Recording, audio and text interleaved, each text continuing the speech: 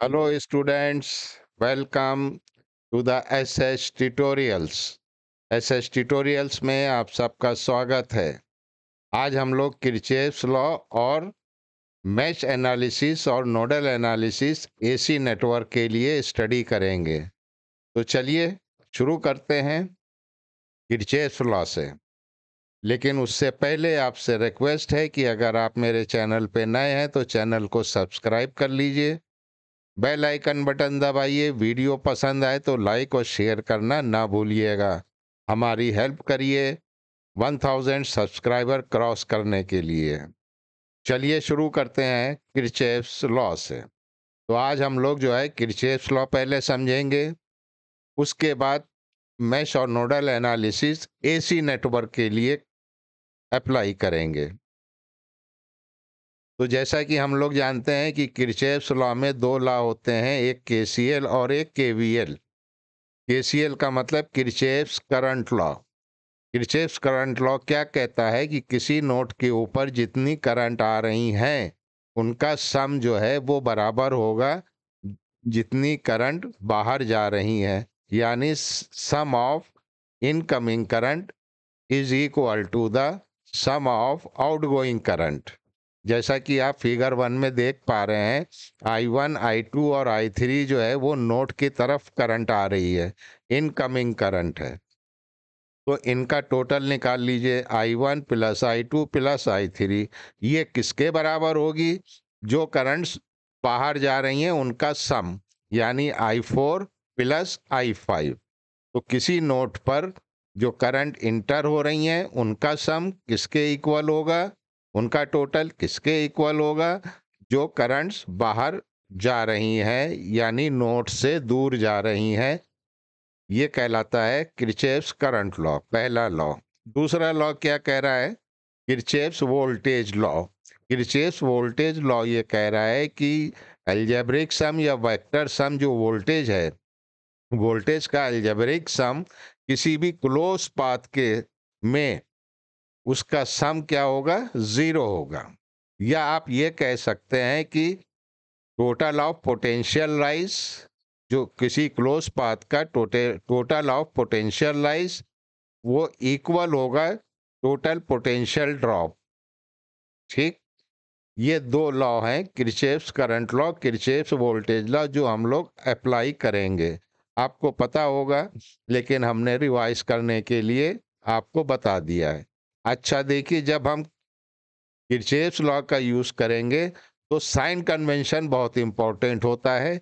आप sign convention कोई एक एडॉप्ट करिए, चाहे जो हम बता रहे हैं वो एडॉप्ट करिए, या आप कोई और दूसरा एडॉप्ट करना चाहें तो दूसरा साइन कन्वेंशन यूज कर सकते हैं, लेकिन एक ही साइन कन्वेंशन यूज करिएगा। हम जो यहाँ पे साइन कन्वेंशन यूज करने जा रहे हैं वो आपको बताते हैं।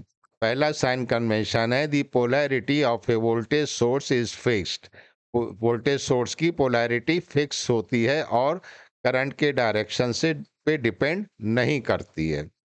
पॉजिटिव टर्मिनल जो है वो हायर पोटेंशियल पे है और निगेटिव टर्मिनल जो है वो लोअर पोटेंशियल पे है। तीसरी बात हम आपको डायग्राम से समझा रहे हैं कि यहाँ पे आप देखिए कि एक बैटरी है, इसका पॉजिटिव टर्मिनल है, निगेटिव टर्मिनल है। जब हम इक्वेशन लिखेंगे और ए से बी की तरफ जाएंगे तो अब वोल्टेज ड्रॉप होगा, जैसा कि आप इस फिगर में देख पा रहे हैं। यहाँ पे आप देख पा रहे हैं कि हमारा मूवमेंट ए से बी की तरफ है, तो हमने एरो भी बना दिया है और फॉल भी लिखा है। इसका मतलब वोल्टेज फॉल हो रहा है। जब हमारा मूवमेंट बी से ए की तरफ होगा, यानी सेकंड फिगर देखिए, तब हम निगेटिव से पॉजिटिव की तरफ जा रहे हैं, तो पोटेंशियल राइज होगा। क्लियर? अब किसी रेजिस्टर चाहे इंडक्टर, अब अगर हम सी से डी की तरफ जा रहे हैं, इसका मतलब ये है कि ये हाई पोटेंशियल पे है। सी जो है ये हाई पोटेंशियल पे है। C is at high potential. C is at high potential, और डी जो है ये लो पोटेंशियल पे है। क्यों? क्योंकि करंट हमेशा हायर पोटेंशियल से लोअर पोटेंशियल की तरफ फ्लो करता है। तो जब हम सी से डी की तरफ जाएंगे तब ये आई आर वोल्टेज होगा ओम्स लॉ के हिसाब से, तो हम इसको लेंगे निगेटिव। लेकिन जब हम डी से सी की तरफ जाएंगे, यानी करंट की डायरेक्शन के अपोजिट जाएंगे, तब वोल्टेज ड्रॉप क्या होगा? आई इंटू आर, लेकिन ये हम लेंगे पॉजिटिव। तो ये थी साइन कन्वेंशन जो हम आगे एडॉप्ट करने वाले हैं। और एक चीज की हमें जरूरत पड़ सकती है, करंट डिवाइडर रूल और वोल्टेज डिवाइडर रूल। तो चलिए पहले करंट डिवाइडर रूल को समझते हैं। मान लीजिए कि दो इम्पीडेंस या दो रेजिस्टेंस जो भी हैं वो पैरेलल में कनेक्ट हैं, तो टोटल करंट क्या चीज है? टोटल करंट आई है, अप्लाई किया वोल्टेज वी। ठीक, अब ये आई जो है यहाँ पे आने के बाद ये नोड जो है आप देख पा रहे हैं कि दो पार्ट में डिवाइड हो रहा है, I1 और I2। तो I1 फ्लो हो रहा है इम्पीडेंस Z1 के थ्रू, I2 फ्लो हो रहा है इम्पीडेंस Z2 के थ्रू। तो अगर हम यहाँ KCL लगाएं इस नोड के ऊपर, नोड ए के ऊपर अगर हम KCL लगाएं तो क्या इक्वेशन बनी? इनकमिंग करंट क्या है? I, और आउटगोइंग करंट I1 और I2, यानी I1 प्लस I2। तो ये देखिए ये इक्वेशन आ गई। अब हम ओम्स लॉ लगाएं, देखिए दोनों इम्पीडेंस पैरेलल में हैं तो वोल्टेज दोनों के अक्रॉस सेम होगा। तो ओम्स लॉ पहले इम्पीडेंस में अगर हम लगाएं तो क्या होगा? V is equal to I1 Z1। अब यहां से हमने I1 की वैल्यू निकाल ली, और दूसरे में क्या होगा? V is equal to I2 Z2। तो यहां से हमने I2 की वैल्यू निकाल ली, वोल्टेज तो सेम है, दोनों पैरेलल में है। अब ये दोनों पैरेलल में है तो इनका टोटल रेजिस्टेंस क्या होगा? जब दो रेजिस्टेंस या दो इम्पीडेंस पैरेलल में हो तो आपको क्या करना है? प्रोडक्ट अपॉन सम, उनका प्रोडक्ट यानी उन लोग को मल्टीप्लाई करना है, और नीचे डिनोमिनेटर में सम करना है, Z1 प्लस Z2। तो Z equivalent is equal to Z1 Z2 upon Z1 plus Z2। अब पूरे सर्किट के लिए ओम्स लॉ क्या हुआ? V equivalent is equal to I Z equivalent. ठीक है ना? अब इसमें Z इक्वलेंट की वैल्यू आपने ये पुट कर दी। अब ये आपका V इक्वलेंट आ गया। अब I1 की वैल्यू क्या होगी?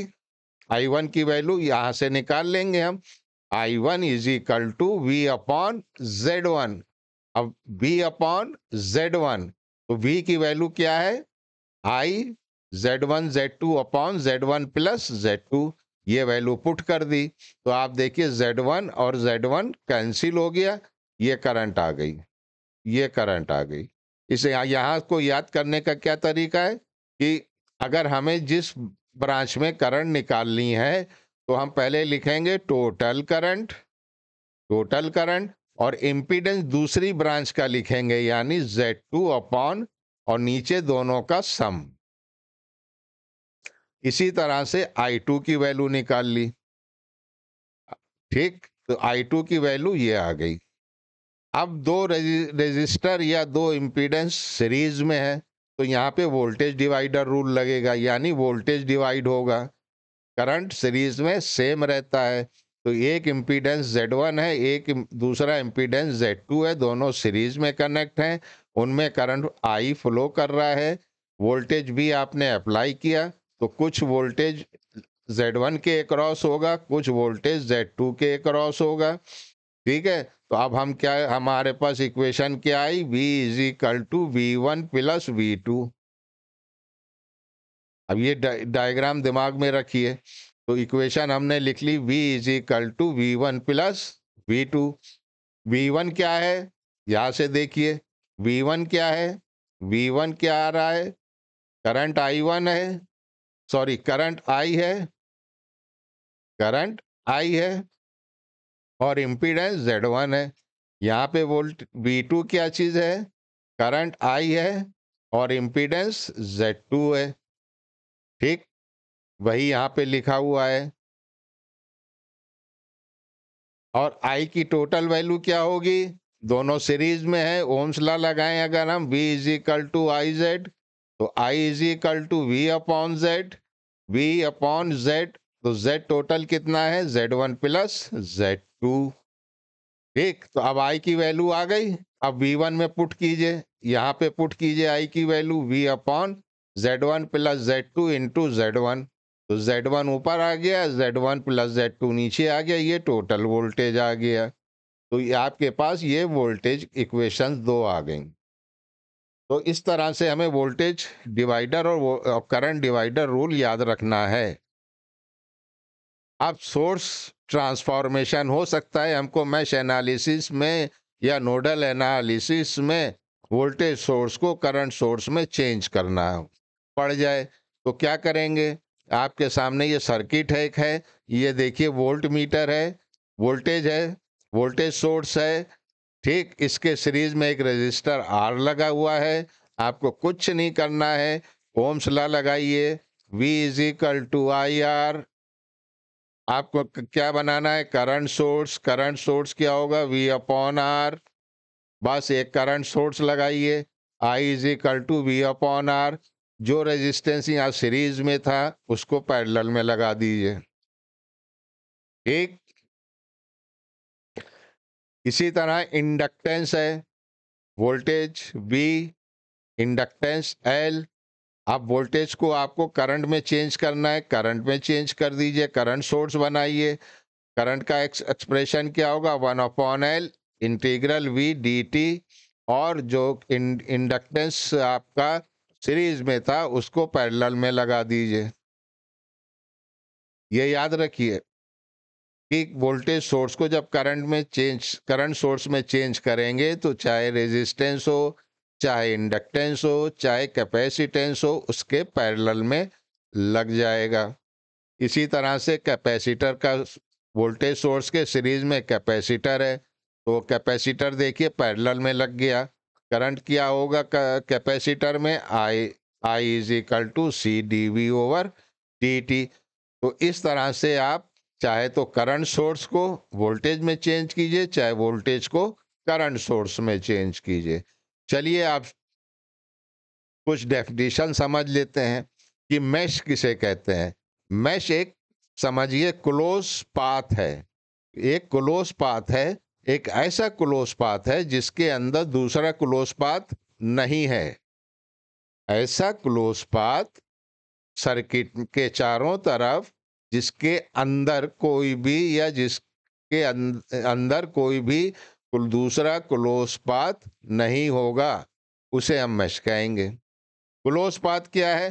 क्लोज पाथ उसको कहते हैं कि जहां से आपने चलना शुरू किया और चारों तरफ, सर्किट के चारों तरफ मूव करने के बाद वापिस अपनी जगह पे आ गए, तो वो क्लोज पाथ हो गया।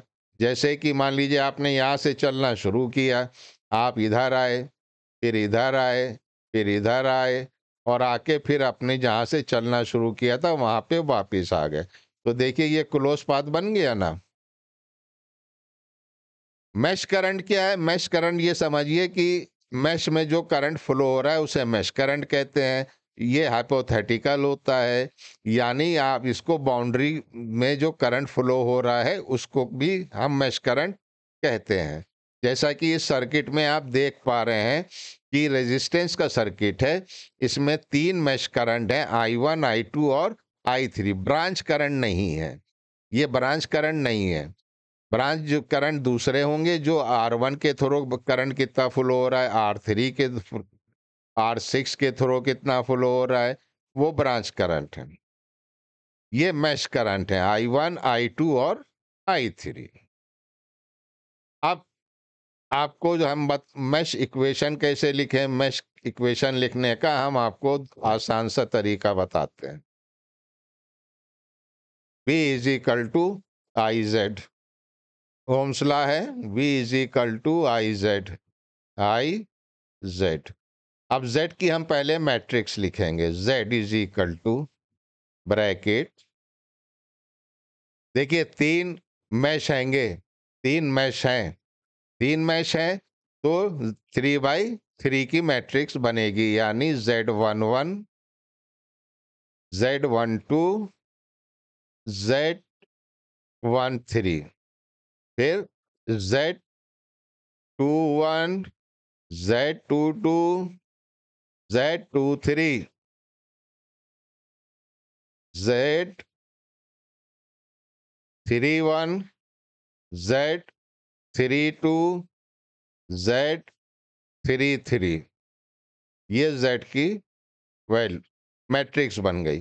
करंट की matrix I is equal to कितने करंट फ्लो हो रहे हैं, I1, I2 और I3। ठीक। वोल्टेज की मैट्रिक्स क्या होगी, E1, E1, E2 और E3। ये मैट्रिक्स हो गई, इसमें पुट कर दीजिए। अब आप कहेंगे Z11 क्या है सर, तो Z11 जो रेजिस्टेंस मैश नंबर 1 में उनका सम कर दीजिए, यानी R1 plus R2 plus R3। ठीक है। Z22 में मैश नंबर 2 में जितने रेजिस्टेंस मौजूद हैं, एक R2 है, R4 है और R5 है। Z33 R3 plus R5 plus R6 plus R7। ठीक। Z12 का मतलब है Z12 वही रेजिस्टेंस होगा जो Z21 है। बस ये ध्यान रखिएगा कि नॉन डायगोनल एलिमेंट्स को हम नेगेटिव से रिप्रेजेंट करेंगे। Z12 यानी मैश नंबर 1 और मैश नंबर 2 में क्या कॉमन है, R2 कॉमन है, तो माइनस R2। Z21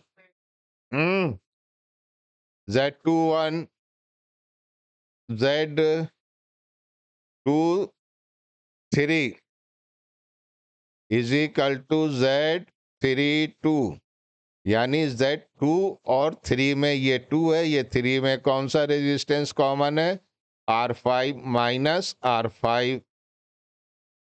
फिर Z13 is equal to Z31, ये किसके इक्वल है, R3 कॉमन है, तो माइनस R3। ये यहाँ पे Z की जगह पे वैल्यू रख दीजिए, यहाँ पे ओम्स लॉ में वैल्यू रख दिए V is equal to I Z में, और सॉल्व कर लीजिए। तो ये तरीका है बाय इंस्पेक्शन हम लिखने का। देखिए यहाँ पे हमने जो अभी लिख के आपको दिखाया है वो यहाँ पे लिख दिया है। तो R11 क्या है, self resistance of mesh 1, self resistance of mesh 2, self resistance of mesh 3। R12 R21 क्या है, common resistance between mesh 1 and mesh 2।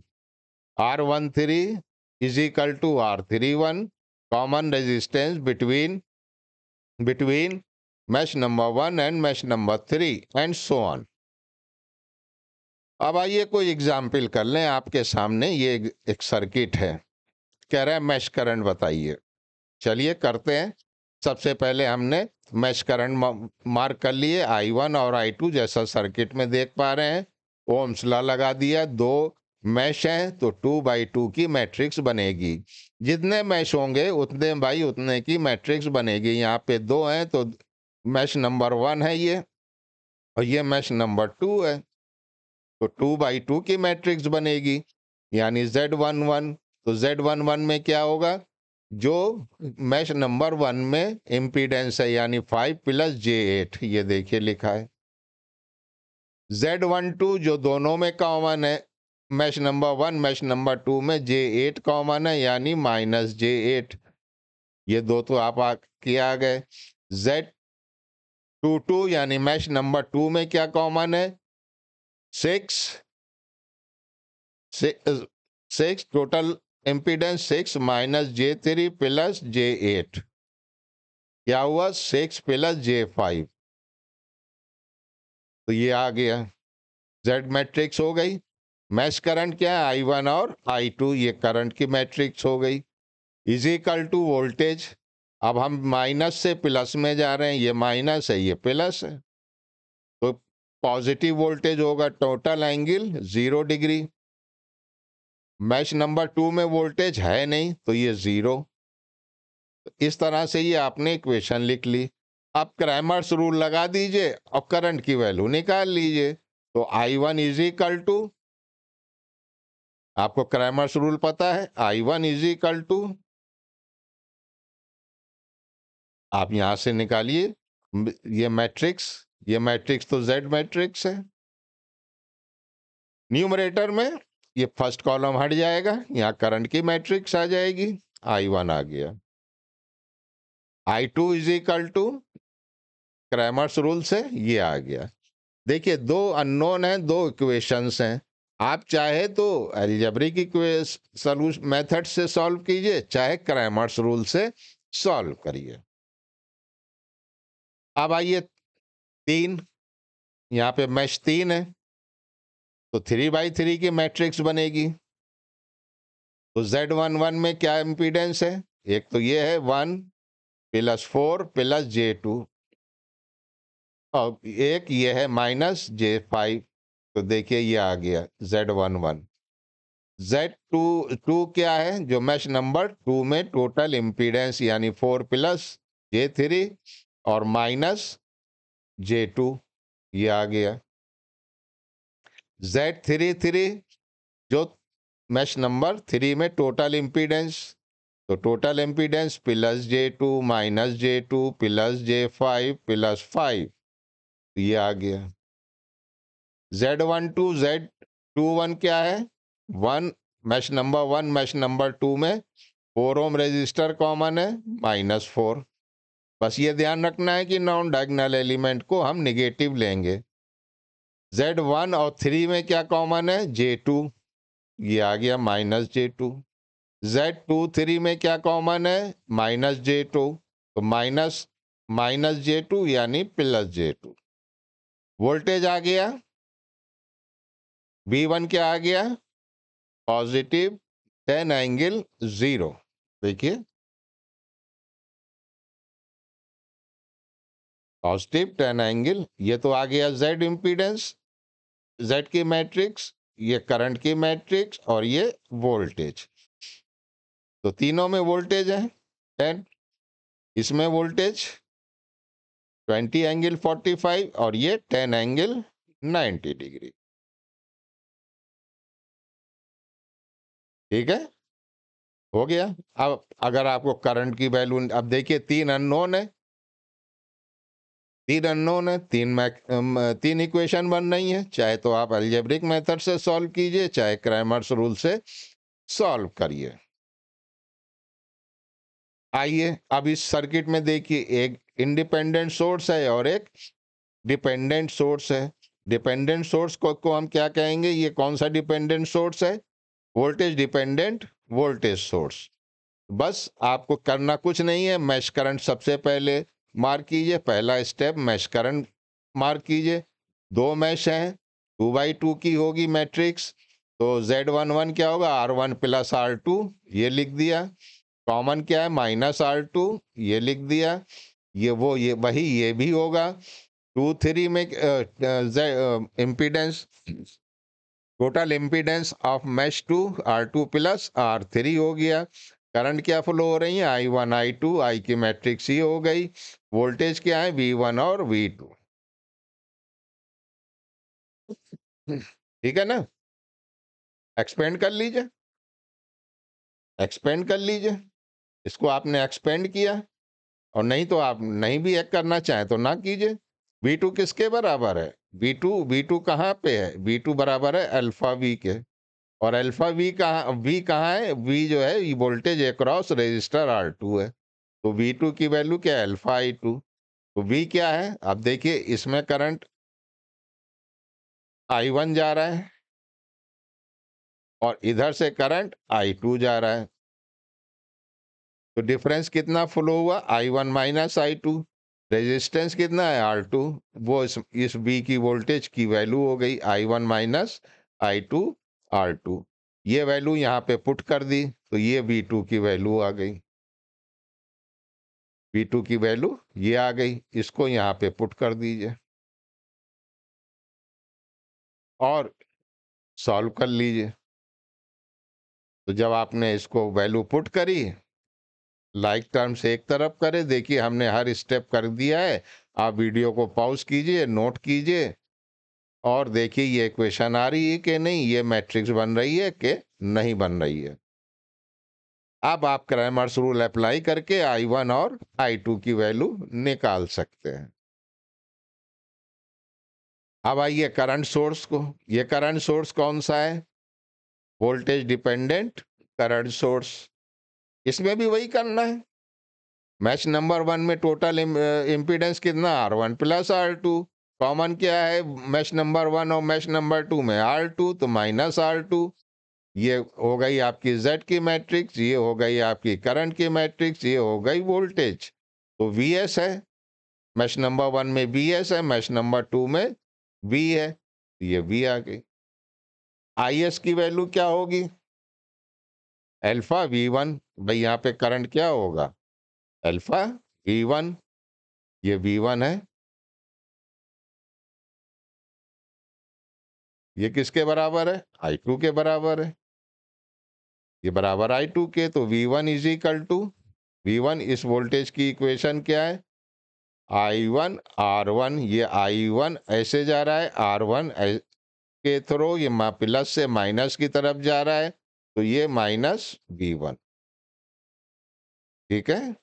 अब आप ये वैल्यू पुट कीजिए, अब आप वैल्यू पुट कर दीजिए, ये आ गई। I2 की जगह ये वैल्यू पुट कर दीजिए, आपकी मैट्रिक्स ये आ गई। सिंपल। एक क्वेश्चन और कर ले, right the mash equation in matrix form and find the voltage source if it supplies A power of 250। बहुत अच्छा सवाल। वोल्टेज की वैल्यू बताना है। सबसे पहले मैश करंट I1 और I2, फौरन मैट्रिक्स लिख ली, दो मैश हैं, 2/2 की मैट्रिक्स बनेगी। मैश नंबर 1 में 4 और माइनस J2, ये आ गया। Z12 मैश नंबर 1 और 2 में क्या कॉमन है, माइनस J2, ये प्लस J2, ये आ गया, यही वाला ये भी होगा। मैच नंबर 2 में total impedance 3 plus J6 minus J2, तो 3 प्लस J4, ये आ गया। मैच करंट I1 I2, ये आ गया। Match voltage, voltage source V है, दूसरे में कोई वोल्टेज सोर्स नहीं है। अब I1 इज इक्वल टू, अब I1 की वैल्यू निकाल लीजिए यहां से, हमने यहाँ पे सॉल्व करके रख दिया है। आप अपने आप इसको सॉल्व कीजिए, I1 की वैल्यू निकालिए, तो ये आ गया I1। लेकिन पावर कितना है, VI cos phi, चूंकि AC नेटवर्क है तो VI cos phi, तो पावर है 250। V ऐसे ही रहेगा, I1 की वैल्यू पुट कर दी आपने, ठीक है ना, I1 की वैल्यू पुट कर दी आपने और उसको सॉल्व कर लिया, तो आपके पास वोल्टेज आ गया, cos phi की वैल्यू 1 है, cos phi की वैल्यू 1 है, तो ये वोल्टेज आ गया। अब आइए नोड, जैसा कि हमने बताया था कि किसी भी पॉइंट पे दो या दो से ज़्यादा जब एलिमेंट्स कनेक्ट होते हैं तो नोड बन जाता है, या उसको हम जंक्शन भी कहते हैं और प्रिंसिपल नोड भी कहते हैं। तो जैसे हम लोगों ने इम्पीडेंस मैट्रिक्स बनाई थी, उसी तरह हम लोग एडमिटेंस मैट्रिक्स बनाएंगे नोडल एनालिसिस में।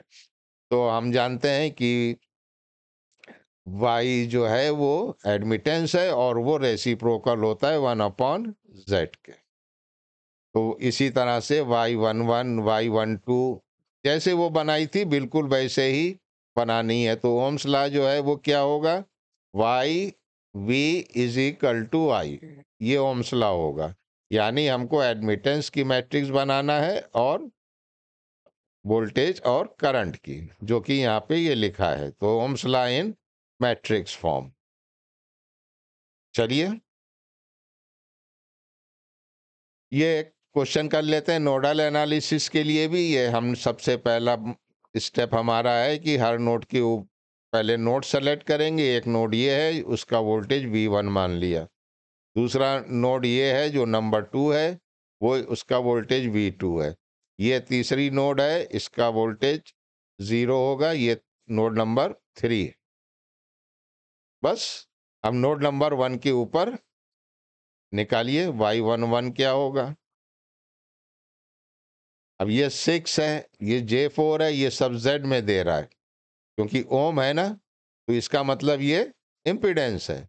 तो हमें सबसे पहले एडमिटेंस निकालना है। तो ये कितना होगा, ये Y इज इक्वल टू 1/6। ये कितना होगा 1/8। ये कितना होगा 1/4। ये कितना होगा 1/J5 माइनस, ये कितना होगा 1/J4। तो सबसे पहले वही निकाल लिया। अब हमने वैल्यू निकाली। नोड नंबर 1 के ऊपर कौन कौन सी इम्पीडेंस कनेक्ट है, 1/6 कनेक्ट है, 1/8 कनेक्ट है और 1/J4 कनेक्ट है। तो ये देखिए लिख दिया 1/6 plus 1/8 plus 1/J4। Node number 1 और 2 के बीच में कौन सा एडमिटेंस कनेक्ट है, 1/8। तो Y12 की जगह -1/8, जैसे उसमें लिखा है बिल्कुल वैसे ही करना है। ये वोल्टेज आ गया V1 वोल्टेज, V2 वोल्टेज। ठीक है। अब आइए करंट। अब यहाँ तो वोल्टेज दे रहा है, तो आपको कोई बात नहीं है, वोल्टेज दे रहा है यानी ओम्स लॉ लगाइए, 60/6 एंगल 0। यहाँ पे 80 एंगल 30/4। ये रेजिस्टेंस 4 है सीरीज में, यहाँ पे लिख दिया। अब आपके पास मैट्रिक्स इक्वेशन आ गई, इसको सॉल्व कीजिए। क्रैमर्स रूल से पहले डेल्टा की वैल्यू निकालिए। ये डेल्टा की वैल्यू आ गई। उसके बाद आप डेल्टा 1 की वैल्यू निकालिए। उसके बाद आप डेल्टा 2 की वैल्यू निकालिए और आपके पास करंट की वैल्यू आ जाएगी। V1 और V2 निकालिए, डेल्टा 1/डेल्टा, डेल्टा 2/डेल्टा, आपके पास वोल्टेज ही आ गया। तो बच्चों आपको क्या प्रैक्टिस करना है, क्रैमर्स रूल। क्रैमर्स रूल जो आपने मैथमेटिक्स में पढ़ा होगा, ये आपको बहुत हेल्प करेगा। दूसरी बात है कैलकुलेटर में आपको क्या आना चाहिए, रेक्टेंगुलर को कैसे पोलर में चेंज करें, पोलर को रेक्टेंगुलर में कैसे चेंज करें, ताकि आपका टाइम सेव हो जाए। अगर आपको वीडियो पसंद आया है तो लाइक और शेयर करिए, चैनल को सब्सक्राइब कीजिए, दूसरे बच्चों को भी रिकमेंड कीजिए। और मेरा टारगेट 1000 सब्सक्राइबर का है, तो उसको अचीव करने के लिए मेरी मदद करिए। अगर कुछ भी डाउट है तो कमेंट सेक्शन में ज़रूर लिखिए, हम आपका रिप्लाई करेंगे। अपना ख्याल रखिए, मिलते हैं नेक्स्ट वीडियो में। Till then good bye.